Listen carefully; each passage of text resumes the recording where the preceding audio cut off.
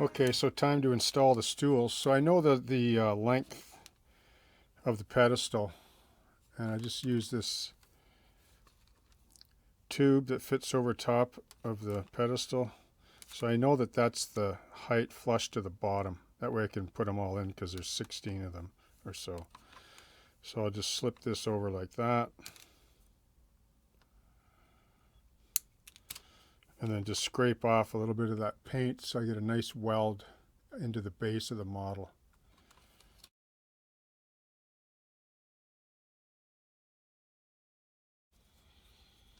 Okay, I got most of the stools in. I left 1, 2, 3 out because those are being done for figurines, as you can see here. Okay, they have to be built right onto the stool and leaning forward, different postures. This is more difficult than you realize. Like you look at the painting, right? You look at the painting, you go, oh yeah, sure, no problem, right? Sitting there. But you'll find out when you try to build a model of it. It's a whole different ball game. And it's much more difficult than HO. Like if I was to build this again, I'll just say this, I'd do it in O or 1/35th, like just as a one-off, and I would build a smaller diner. I wanted to build larger because of the scope of HO. I just love the way, like the footprint of this, but if I was to build in a larger scale, I would build it like a smaller rendition of the diner and in a larger scale. So you can pull off things like salt and pepper shakers and napkin dispensers, cups of coffee. I mean, those items I just mentioned are, the size of a pinhead or something, right? In HO, so pretty small. This is some satin varnish by Vallejo. So these seats are going to be sort of polished, right? Like they would have been probably leather or a naga hide or something. Or even vinyl, like depending, right? But probably not vinyl, but since they're being sat upon all the time, they'd be polished. But this isn't high gloss though. This will dry a nice satin sheen. And probably the countertop too, but we'll see.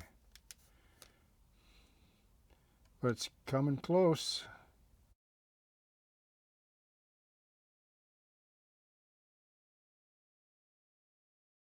So I want to show you how I'm going to convert 1/87 scale figurines to represent this scene in a general impression of it, right? Because that was the idea that I would do these 4 figurines. I know people have been asking about it, for quite a while now. Do you do figures? I don't normally do figures in my, well, let's just say the model railroad genre, because I don't find any kind of animation looks good when you animate with trains on a railroad. They just don't look right. They look fine for a still picture if you're representing your model in that kind of media, but when you're actually live at the layout or doing videos and there's, like in a pose that should be in motion, they just don't look right.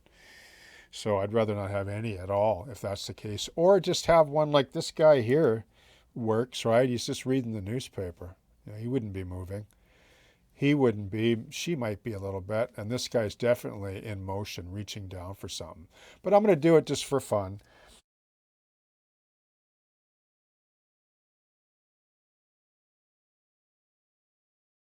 So I just wanted to show you a couple ways of pinning limbs, like so that they can be like a marionette kind of, adjustment. Like see this leg here?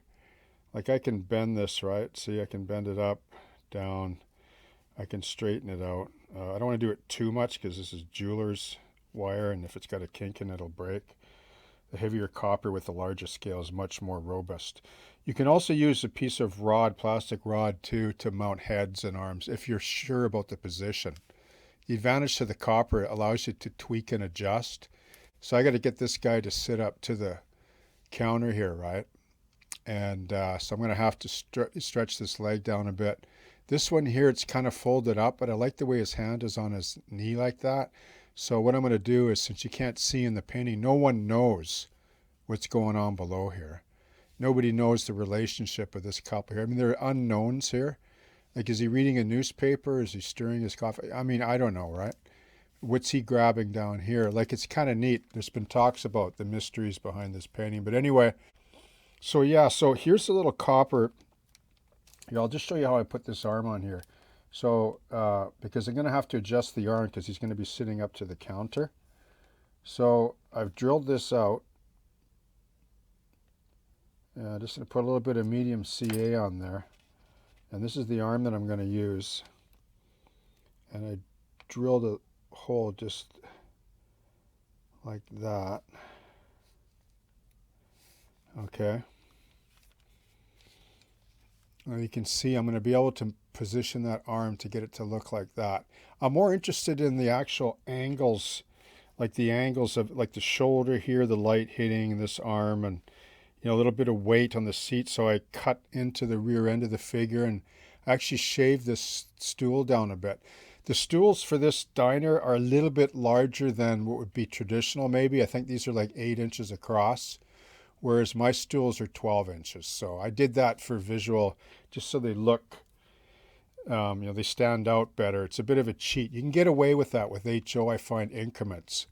If you're not building a competition model, it doesn't really matter. So for me, it doesn't anyway. For others, it might, and that's okay. But for O, well, okay, fine. But O scale or 1/48 has much more generous increments to work in. So with the head, I decided I would use this head here. How can I hold this here? Hold on, just let me grab it here for you. See there? So I really like this head, right? So I wanted to take it off of this figure. So the way I remove heads is, this is the same way I do it in larger scales, is I just cut it like a V down like that, okay? Cut it down like a V. This is fairly soft styrene. All of it is if you use a sharp number 11, right? We all know what a number 11 blade can do. And so you just cut it like a V, and then that way you can whittle it down to a dowel, see? To a neck. So rather than me use this dowel here, I'm going to snip that off. And one of the ways that the late Shepard Payne and Verlinden, the way they used to do it, is they would just take a figure like that and then they'd just hone out a hole about the size of the neck, like just a pocket.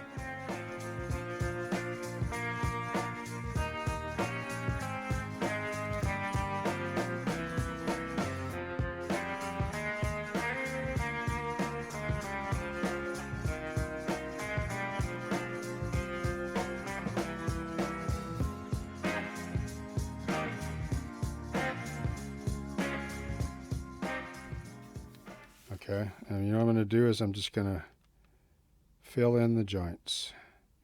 And what I like about this stuff is it doesn't shrink.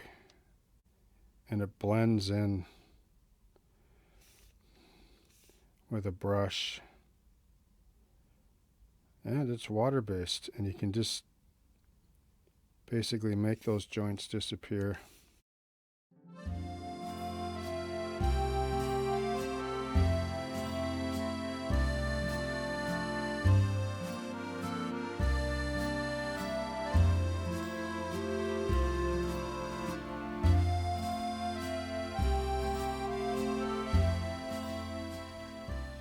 Okay, so this is the final figurine of the 4 for the scene, for the diner. The woman in the red dress. Just for those of you that don't know, this is 187 scale HO, and the figures that I'm using, just to summarize quick, is the Prizer. There's the part number of this kit, 16342, and they're excellent, like really good. I mean, HO is not the ideal scale for me for doing figure conversions, but if you're going to do it, these are exceptional figures, and I'll tell you why. Because they're styrene, right? They're injection molded, so they weld really good. Like the arms, you can see I didn't even pin this one. I pinned some of these, but I did pin her torso though. Added a piece of dowel in there, you can sort of see, but I'm going to trim that away. But just to basically freeze her position now that I've got her back. Anyway, I was able to pose her torso up to the counter because she needs to sit up close to the counter. in this case. Plus, I'm going to have to lean her way forward, but that's just the pitfalls of trying to add figurines later when you've already built the counter and bar and stuff. So, but that's okay. You won't see below their waist usually anyway, like in the painting, as you can see right here. Right? This is her.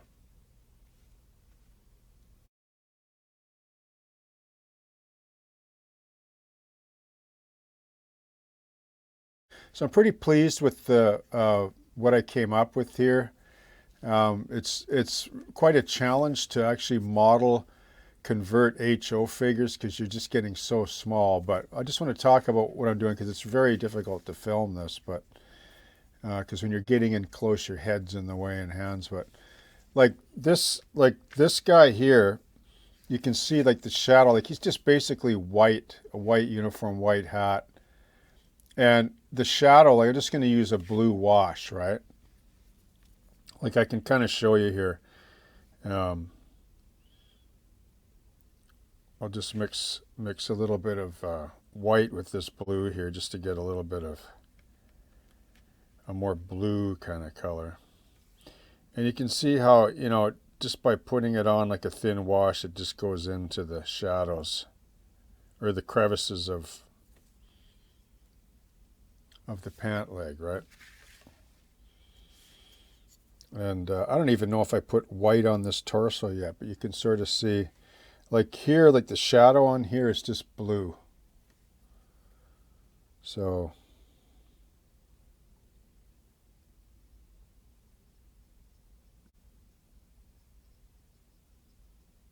I'll probably have to paint that over white, but I just want to give you an idea of that's, like there isn't a whole lot more for that, really. you know.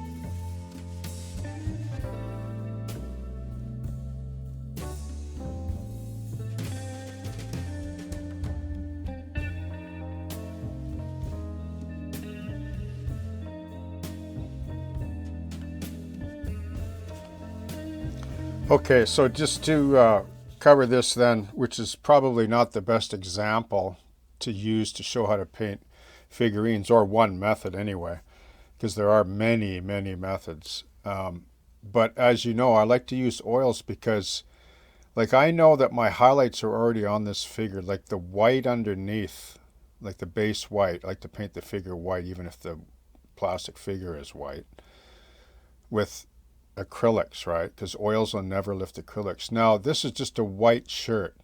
It's a white pullover shirt that he's going to be wearing, okay? So what I did was I just took some raw umber, again, just straight, right? A tiny, tiny bit, right? Like you could, like this will last you a lifetime. Like if you buy any of these oils and you're just going to paint figurines, you'll never buy oils again. Which is why I also like Winsor Newton, because in my opinion and experience, they're the best there are, and many masters will say the same thing. Now, and furthermore, like they'll last if you keep the cap tight, because of the oil in them. They'll last indefinitely, right? Okay. So now you can see that what I did was I just applied raw umber over top of the white, right? And it's not going to cover because it's going to be transparent. which is another reason why I love using oils over acrylic on figurines, because it makes it so much easier, because you can just remove it and remove it. Now, there are many tricks to painting white garments and shirts and so on, but so this is just white underneath with raw umber painted over top, and then I wiped quite a bit of it away without any thinner on the brush, right? Now, what I do is I take the brush and I put it in thinner and I wipe it off really good so it's almost dry, but the brush sables or bristles are actually still have some thinner on them. And then what I do is I want to highlight the white shirt, so I'm just going to rub it across very gently, just touch it. Like, that's all you really have to do, is just touch it, and it'll lift off that umber, see? And highlight the shirt.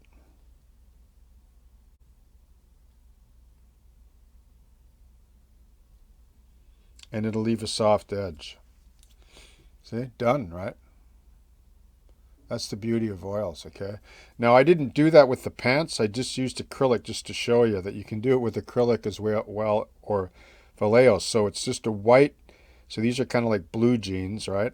So it's a white undercoat, and then I just took Vallejo blue, just a Prussian blue or French ultramarine blue or any kind of blue that's darker than say a pale blue, and I just put a wash and let the white underpaint show through. And that's it. Like, that's all you have to do, really, right? Okay. And then now for the shoes. I mean, I don't know. Let's try, what do we have here? Some raw umber light. Okay, I want to use a brush that it doesn't have any thinner on it. So let's take some raw umber light, and I can just...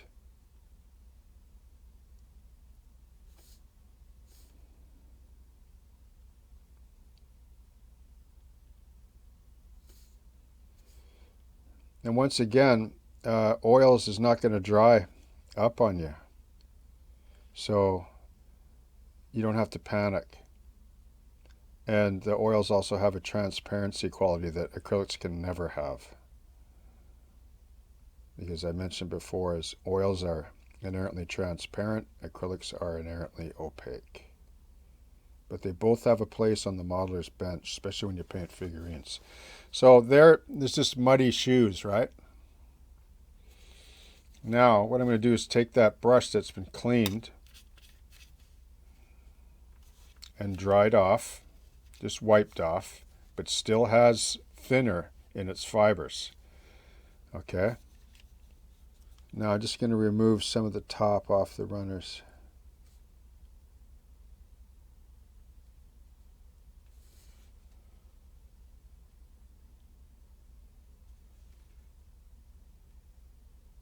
You can use any color here. Like, try different colors. Blue, black, or red or whatever, because the red filter's going to, like, if it's red shoes, then they're going to look like red, like a highlighted red when you remove the red. See? So that's just a basic figure paint in HO scale, okay?